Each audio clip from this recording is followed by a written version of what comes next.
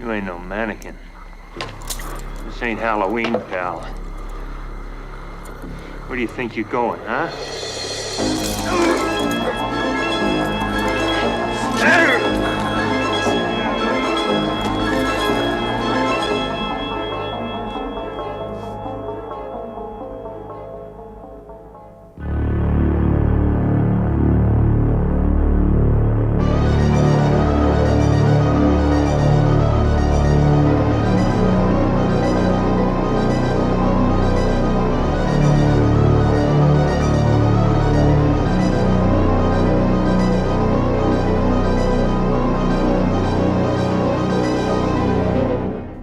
Guys, we're here for another 80s tear and a track.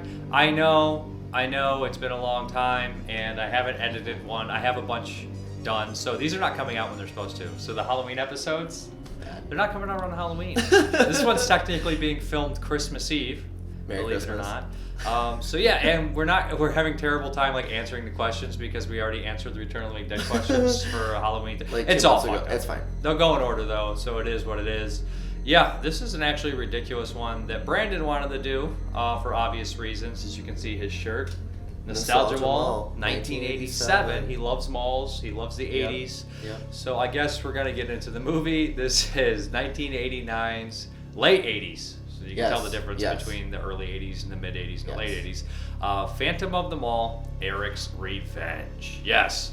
And this movie right here is absolutely ridiculous. It's directed by Richard Friedman, who actually had 3 kind of cult movies I know of. First one was Doom Asylum in 1987. I don't remember if Scared Stiff or Doom Asylum came first, which is very funny because all 3 of his movies were released by Arrow Video, which is like a big company. And I initially saw Doom Asylum on Code Red DVD. It was like a 100-degree summer day. It was 3 o'clock in the morning. Me and my friend watched it. We thought it was going to be great. We were completely baffled by its weirdness, its cheapness, its absurdity. But over time, it kind of became like one that I had endearment for. Scared Stiff is also an absolutely ridiculous movie with, Andrew Stevens in there. So like, it's funny that all 3 of those guys' movies I have some sort of endearment for, and Phantom of the Mall, Eric's Revenge is one that I didn't watch actually until the Blu-ray came. So Phantom of the Mall is a bizarre movie, like I said, late 80s. It has Pauly Shore in it, which is definitely worth noting, Morgan Fairchild. But for the horror fans and the horror enthusiasts, you'll notice Ken Foree, which is an absolute treat, and he plays a ridiculous security guard in here. It's a typical kind of Phantom story, I guess, except it's in a mall, so it's very 80s. It's very 80s greed, too. It's so much, kind of, I guess, resonates now because every single guy in the movie is like riddled with toxic masculinity or a rapist or something like that. And another character that I absolutely adore in this movie is played by Gregory Scott Cummings, who is a character actor that I had known for a long time, but I never registered that he was all the same guy. He has really great appearances in Cliffhanger and Blood Games, and he's maxed out in So He's Sunny in Philadelphia, Hack-A-Lantern. He's just a ridiculous, over-the-top character actor that always chews the scenery, but somehow is just an absolute blast to watch. He's very entertaining. So yeah, that is The Phantom of the Mall, Eric's Revenge. Is an absurd little piece of 80s cheese that is amazing. And I believe the mall, well, I'll tell Brandon where it was filmed, but I believe that's the mall where every single horror movie or action movie that took place in the 80s was filmed there. So yeah, I guess we're going to talk a little bit about Phantom of the Mall, Eric's Revenge. Now, you hadn't seen this before, right? I have not seen it. It's a shame I have not seen it before. How familiar are you with the Phantom of the Opera story? Very familiar. Yeah. I know that. I've seen that. Seen it in person. I've seen the play. I've seen the musical. Yeah, I'm familiar with that. I read the story of the book, and I've seen a bunch of renditions of it. Mm. And this one, I guess, is kind of fairly like similar to how it is. Pretty accurate. Pretty accurate, I would say. You know what I love about this movie is there's so many bizarre, weird characters, and almost everybody is a nutcase in it. Like, and I don't want to spoil it, but I guess we're gonna spoil the shit out of this. I feel like you kind of have to, just to actually talk about it, because like the best parts in the movie are gonna ruin it. Well, it feels like it's way more expensive than it should be. I was gonna like, this is a pretty expensive like production value for what this movie is about. Yeah, like for how cheesy it is. Like I'm curious, like did this guy build his way up? Like he's like Doom Asylum, fucking Scared Stiff. Like those are great, but you gotta give this guy a bunch of money. Give him them all. I know, and like for what it is, it's really really entertaining. Like there's these high elaborate car chases, like and there's like dangerous stunts. There's stunts in there. I'm like, they must have had a pretty high budget for this movie. And there's a high-ass kill count. Yeah, it really is. So many people get killed. And like the funniest part was like initially like all these people that are just working on the mall are getting butchered and like but everyone does something perverse. Like there's the guy it has to be like everybody has to be a pervert. There's a reason for their death. Yeah, because they're focusing on the girl that Eric used to obviously we know who Eric is, used to date this girl. Yeah, right. His family wouldn't sell their property where they wanted this mall built. They burned their house down. He got badly scarred, supposedly dead. His parents died. She lived barely, and then they build this mall. She works there, of course. Why wouldn't you, right? Actually, I didn't even think about that. That's kind of rude on her part. Very fucked up. Actually, I just realized that's so fucked up. Hey, you killed my boyfriend, but I'm gonna work here anyway. Exactly. So basically, he's in this mall, still living technically in his own house. He's also a karate expert. I'm kind of rage confused on issues. that. Like, where was he at in the mall? He was in some hidden boiler room. I don't know. Who knows? Right. I learned I'm not supposed to ask questions. Well, not in Richard Friedman movies. You're not. Where was the original Phantom? He was in he was in like the sewer system. He was in like the sewers. Yeah, but he had like secret passages and too. Why can't Eric? Why can't? Maybe when they're building. I don't know. Eric seems pretty smart. Mad. He's mad, bro. He's mad, bro. He knows karate. He took my girl. Yeah.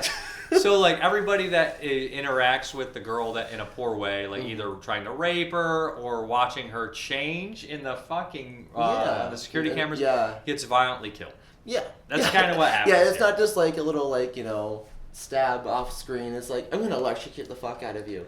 Or something nasty. There's actually 3 versions of this fucking movie. Is there? Yes. So we watched the composite cut. Okay. Well, no, it was the fan edit cut, PHAN. Is what Aaron did. So there's an original theatrical version, then there was a TV version, and this basically took the stuff that was from the TV version that was cut out for the theatrical or vice versa. They probably shot for the television, and it's all so like we have these moments with Pauly Shore like trying to hook up with that girl, and more Pauly Shore moments. And just like okay, and this is before Pauly Shore was famous. I don't know. He was a stand-up comedian, of course. So I don't know if he was doing a stand-up routine and he got in here. Maybe. I'm not sure. I'm not sure. I'm really curious how they got Morgan Fairchild for this movie. Exactly. She was like a big Dynasty or something. What was she was. What was she on? She was a big movie star in the 70s and 80s, and she was a model at the time too. I mean, you can tell she's a model by looking at her nose. It's like a perfect nose. Yes, I don't know if she had worked on, but Morgan Fairchild's nose. I'm like. Is that why is Morgan Fairchild here? That's so like skinny and nice. I can't believe she can breathe through that thing. You know what? It's fine. I mean, it's probably been cleared out from all the coke. Yeah, it was the 80s. This movie definitely is one of those movies that feels like it's fueled by coke. You know what? Most of the 80s was. We want to film in this mall.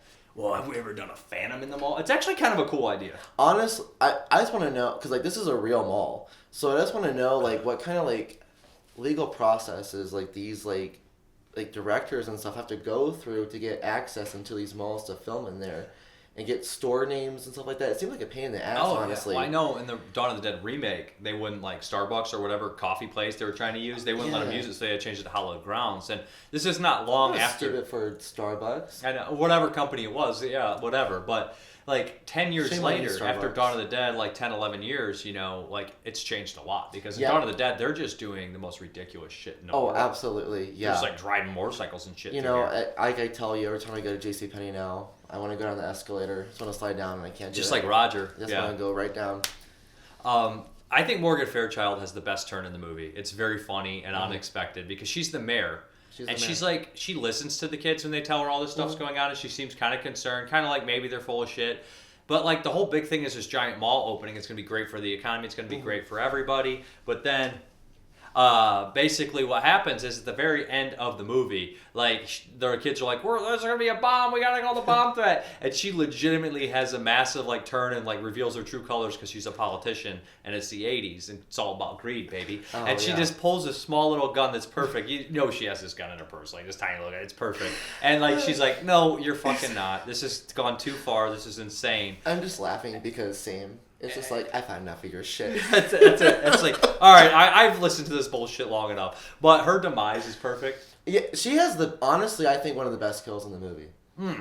Spoiler, sorry. Sorry, but also Morgan Fairchild dies. Sorry. Gregory Scott Cummings steals the show too because he's just so ridiculous in the movie. Yeah. The whole movie, he's at like crank to 11. Doesn't he have an earring? He does have an earring. He's like clearly a hired assassin. Yeah. But they hire him for mall security so he can go around. Well, there was like a significance behind like the earring. Because she remembered it, because he was the one who burned down the house. Oh, that's right. She remembered like the earring. She had nightmares about him and shit. Yeah. The record store is the best when the dude tries to get a picture of him. Yeah. And has to run from him, and he's like, he notices he's taking a picture, and he chases him for like an hour through the mall. Is that the same mall in Commando, right? I think so. I know it's the same mall that is used in Chopping Mall. And is it Mausoleum as well? Yes. So a lot of mall is used a lot in the 80s. I bet. I mean, it's the only mall they probably let film in. I know it's it's in LA. I know that. Oh yeah, so for sure. There's a bunch of things filmed there. You know what's funny is like the leads in the movie, like Eric and the main girl and like the main guy. I'm just laughing. I barely remember. We can't remember anyone's name. Like I remember Eric a ton, but like when it comes to like Gregory Scott Cummings and Ken Foree, they're very memorable. Morgan Fairchild. Yeah. And like there's so many ridiculous characters in here that are just like douchebags. Like the mayor, like the guy who runs the mall's son. I will say his death is pretty cool. He bites it on the excavator, right? Yeah. He lassos him. Eric lassos him, and then he like drags him up the escalator and kills him, which was like kind of fucking scary. One of the lightweight funniest parts in the whole movie is when like there's this guy who is hired to play the piano in the mall, which is completely nonsense. God. It's like ambience in the mall. Fuck off. And there's like these old ladies like clapping around him because he's like an older guy. But there was a piano player at our mall recently. There? Yeah, I was gonna tell you about that. I was doing shopping. I like to. Oh my god, he's hiding his wound. So basically, what happens is like. There's this point, like, where, like, there's a rapist in the parking lot, and you're like, what the fuck is this? Like, it's all, like, over, like, because, like, the Phantom needs to kill people, so everybody's got to be a pervert and try to attack her. And then, like, we cut to, like, this guy again, and we're like, why is he here? And, like, because we're spending a significant amount of time with the guy playing the piano, so, like, the Phantom's going to kill him. But then you're like, why? And then there's a reveal, because he got injured during the rape attempt by the Phantom, and he takes his shirt off, and the dude went to work to cover that he was the rapist. He's like been bleeding like from the wound, and you're just like, he just really loves his job, okay? But what's funny is him and Pauly Shore were the only ones that weren't like horrible scum rapists in the movie, and like then you're just like, nope, he's one too. Secret reveal. He needs to go. But it's like, why did we spent a lot of time with him? So I guess there had to be some significant payoff. Now, something I always love about these movies that are filmed in malls during the 80s, because clearly I was not around for the 80s, so I don't know what malls were like in the 80s, but I just love how these malls just have everything conveniently there. Pet store, grocery store, anything you can think of is conveniently there. Well, for the script role, like, because Dawn of the Dead didn't have the gun store really in the mall. Because, like, I'm just thinking, like, because, like, in the movie here, like he dies because he gets bit by the snake or whatever. Like, where the hell did the snake come from? Why is there a poisonous snake available to purchase? Dude, Phantom in the Mall, Eric, he's like, hey, my face is burned off. I ordered this on special order. I know a guy. You know, like, my dad was, like, secretly in the exotic pet trade. Maybe? I don't know. Who knows? Who cares? Who gives a shit? It doesn't matter. It's LA. Anything's possible there. It is. So what song are we using? The song we are going to choose is Everything Counts by Depeche Mode, released in 1983 off their third album, entitled...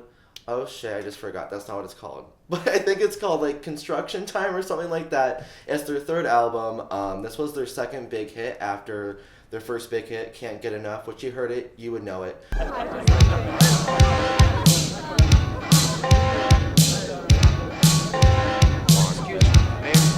Oh, yes, Peter. No, have you seen Melody? No, that's his last name. I think Melody might be May I write? Peter, keep me posted.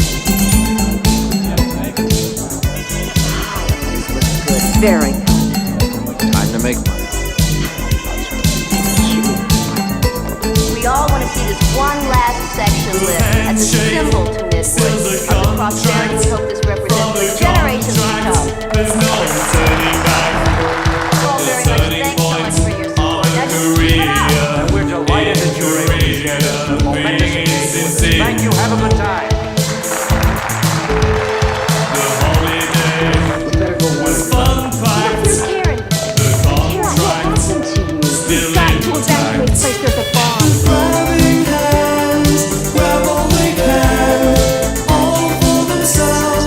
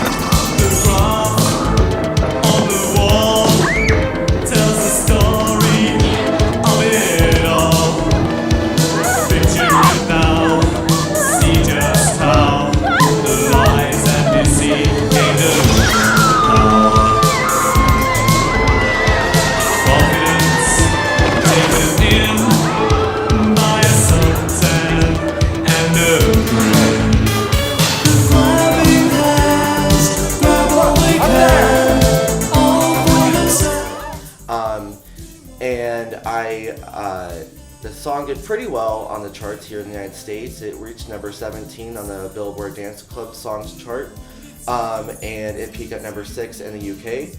There was re-release as a live version in 1989, which did slightly better. It went from 17 in 83 to a peak of 16 in 89. And I thought that how convenient to choose the song that it was re-released in 1989, the same year that this song came out. I mean, movie came out. But yeah, so that is the song we're going to be talking about. Okay, so I know why you chose this, just because you talked to me about it for a did. second, and I know that you were like immediately like a certain character type, so I'll let you explain why you chose this song. Because some of the lyrics are like making a deal, basically, Yes. you know, selling out. So I chose this song basically because I could give a shit about Eric. Okay, I get he's the star of the movie, but I don't care. I'm talking about Morgan Fairchild because everything about her is perfect in this movie. I mean, you can't not love someone with big pink pastel shoulder pads, big hair, and a mini pistol, okay? She's a woman of business. And so, but I was really focusing more on the aspect of the mall and the consumerism of the mall. And so the whole premise of the song is about just basically consumerism and capitalism and just competitiveness. That's a word, right? Sure. It is. Competitiveness is Competitiveness is a correct word. Yes. Anyway, so the song focuses more on that, and I was going to choose "Every Breath You Take" by the Police, which would be a pretty good choice for this. Stalker, yeah. Very good choice. But I was like, no, I need to focus on Morgan Fairchild. And so just talking about just like the ins and outs of like being like a businessman or a woman and what like being like sneaky and deceptive and just obviously that's littered throughout this entire movie. Yep. I mean, can you really have a movie about a mall without having consumerism in it? You know? Yeah, exactly, and everything in there, and also every person up top is corrupt. All that, and also you can go to a very basic level. One of the lyrics is like the grabbing hands they take and they take or something like that, and you can relate that to all the customers in the mall and stuff like that. And also them stealing and from everything, yes, and also the handshake. Yeah. Because they have a back handshake between her and the guy who runs the mall, who's a complete creep. Who basically hired the killer and did everything. Absolutely, yeah. And there's also, I could be misremembering. I could be mistaking this for a calendar on the wall and not a graph. But I remember that I think there's some type of like, when like there's like the mall owner and I think also the mayor, there's like, they're looking at a graph or something, like a sales chart or something like that. And there's a thing like the graph in the song, there's a lyric that says like the graph on the wall explains it all. And so like that's their motivation. It's all about money. Yeah. And they're gonna step over whoever they have to and do what they have to do, even if it means killing some teenagers. How old are these kids in the mall? I don't know. We like don't they know. work there though. Like at the frozen yogurt place. in one of the one girl, the main girl works at a bar. It was Which, the why 80s. is there a bar in the mall? We don't know. But there's a bar at our mall, technically. There's restaurants that serve alcohol. You're right. You could get shit-faced at the mall. Let's get shit-faced at the mall. I feel like they used to. I think at the movie theater you can buy beer now. I mean, It costs you like $25. There's a bar right outside the movie theater now. you're right. Yeah. Okay, never mind. Okay. There's no gun store in the mall yet. That's just nowadays. That's like the worst idea ever. It's A like, gun store in the mall. What can right go now. wrong? I mean, like you're like. I wasn't gonna shoot up everybody, but then now that I'm here and there's the gun But store now that right, I'm it's here- so easy. It's so convenient. You know, oh, that's sad. What? I guess in 1989 you didn't have to worry about that, but Somewhat. I mean, you did, but Sure. it wasn't as common, I guess. welcome to 2022. Exactly. I guess 23 when you guys watch this. The one thing that I think is funny is like when like you think like Eric is decent, kind of like the Phantom. You know, the Phantom is like has Sure. his turn where he's like the possessive nature. Yeah. But like halfway through the movie, like Eric's kind of the hero. Kind Question of, mark. And then as he progresses, you hate him. Yeah, because like he did like the reason why the mall's like manager's like son gets killed because he was harassing the main girl's friend. And the one guy was a rapist. Yeah. The one guy was a peeping tom. Yeah. They're all like just pieces of Yeah. shit. Something that's completely unrelated, and I think I pointed this out to you. Everyone in this movie is definitely suffering from anorexia. I have never seen such skinny people in my life, and it was stressing me out the entire movie. You need to watch a John Rowland movie. There's one movie I watched by John Rowland from 1970, and they're all French. And Yeah. I was like, Oh, God, my yeah. review was on Letterboxd. I said my average BMI of everyone in this movie is 15.4. Oh, I swear to God. Dude, everybody was like 120 pounds and like 6 foot. Yeah. I was like, Jesus. Well, They're all like tiny and skinny and like attractive because they're French, Yeah. but then at the same time unhealthy. right, I'm sorry. Not making fun of anybody who's super skinny. I just like 2 weeks ago Oh, weighed like out. me? I was Okay. 146 pounds and I kept making myself a skeleton, so I can't say anything. No, I was just saying it was just stressing me out because they were so thin throughout the movie. And I'm like, well, girl, that's why he can pick you up. But they're LA fat. They're Right. Ohio skinny. They're Ohio skinny, LA LA fat. fat. Oh, yeah. And that's all the coke they're doing, too, in the 80s. Probably. Oh, you know. So we actually have the next movie planned. We do. We do. After this one, I'm sure. It is Devil's Honey by Yep. Lucio Fulci, which is a really weird one to do. It's not necessarily a horror movie. No. It is a thriller, and it's also the weirdest thing that you've seen a Fulci movie that is completely on Fulci for the first time. That's so bizarre. Like, I don't even know how to explain it. That'd be like listening to Pink Floyd's last album, the first album you've ever heard. Yeah. You'd be like, I heard the Division Bell. You're like, what? What? That one's gonna be fun to do. Or like if the only Beatles song you ever heard was Helter Skelter. Yeah. Like, this doesn't sound right. That's like, Rolling Stones, bitch. What? Yeah. You're crazy. I'm not crazy. That's Rolling Stones. Alexa, who's sung Helter Skelter? You're crazy. It's the Beatles. John Lennon, Paul McCartney, Oh, no. Harrison, and Ringo Starr sang Helter Skelter by the Beatles. And I was Bro. exposed and proven wrong on camera. Why would you even I am think no that? longer doing these Don't you know that videos. Manson was obsessed with that song? But I swear to God, the Rolling Stones did a. I'm sure they did. Okay. Okay. And You just saw I was Saw exposed the on White Album, camera, bro. and therefore I'm no longer doing. Stick to the 80s. I'm not doing. I'm not doing this with you anymore. I'm sorry. I've been. Okay. All right. That's I embarrassing. just called for you me. right on the spot. On film too. I mean. It's not film. It's digital. Wait, good. You can delete that part. I'm not deleting it. It stays in.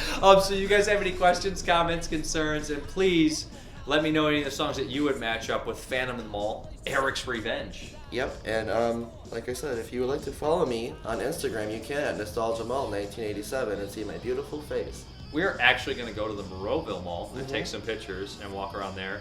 And if anybody listens to 22 Shots, we're going to meet up with my co-host on that, JP, and Carly, who's on the show sometimes, and we'll have Jeremy will be there. It'll be fun. Yeah, it's gonna be fun. We're going to take some pictures at the Monroeville Mall. All right. Yeah, so this is probably going to post like 6 months after we're actually there. I need to sit down one day and edit like all of them. Just a whole day's editing. It'd take a lot out of me. But Yeah. I'll do it. I believe in you. I believe in you. Why don't you edit them? I don't know how. I'm done. You can figure it out. No, I'm not doing that. You just embarrass me on camera. I'm not doing your work for you. Anyway,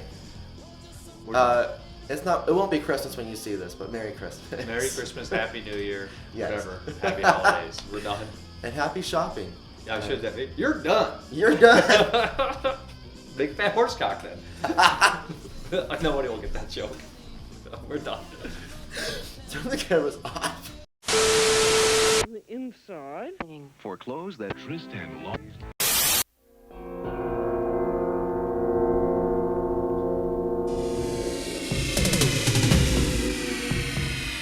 He's there. Behind the wall.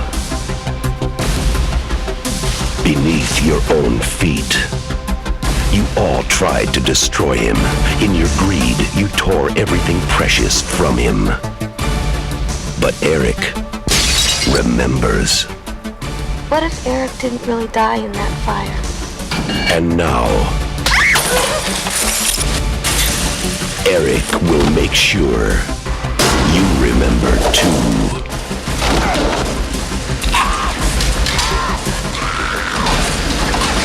Eric Matthews is still alive. What do you mean they know?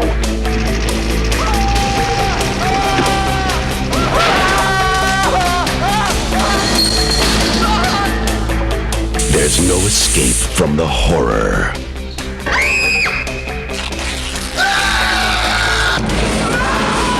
There was a nightmare at the mall. Eric the Phantom struck. Phantom of the Mall. Eric's Revenge.